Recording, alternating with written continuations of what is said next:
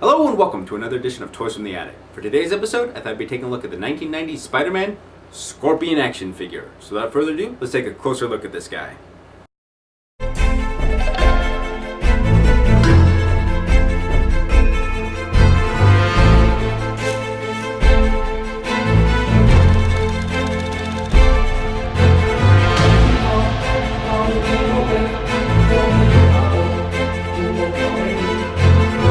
Matt Gargan was a private investigator hired by J. Jonah Jameson to figure out how Peter Parker was taking such amazing photos of Spider-Man. After failing in his mission, Jameson then paid Gargan to volunteer for an experiment. Gaining the powers and abilities of a scorpion, Gargan was now tasked with destroying Spider-Man, but soon turned on his creators. Physically stronger and faster, he's proven more than a match for the webhead.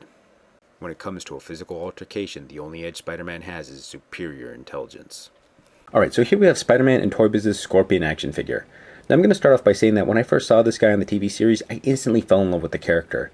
I think it was due to the fact that he was genetically engineered with the sole purpose of destroying Spider-Man.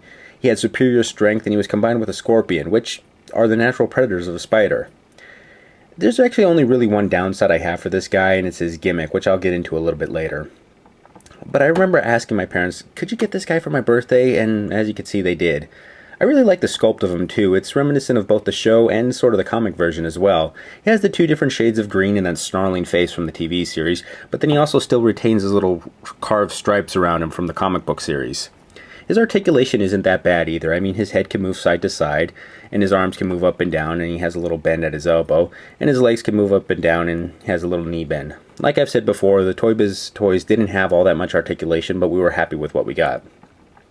This arm, however, though, actually does his action feature, which gives him this tail whipping action. Overall, it's nice, and it doesn't hinder the overall playability with the toy. It's just that it's kind of underwhelming. I mean, this guy's known for whipping people and striking with his tail, and to have it only go out that far, it's just kind of sad. It also doesn't even really work all that well from this side. You can see that he's actually cutting himself.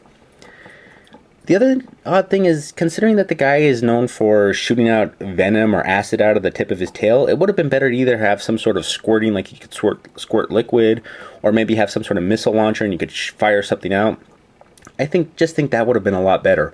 Or even the best would have been if he had a softer rubbery tail that you could actually bend and had some sort of wire so you could wrap it around Spider-Man and get some really good poses or fight scenes in there.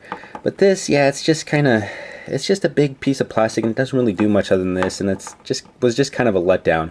However, I still am a fan of the character, so I'm really happy that I added this guy to my collection. Anyways, this has been a look at Toy Biz's Scorpion action figure.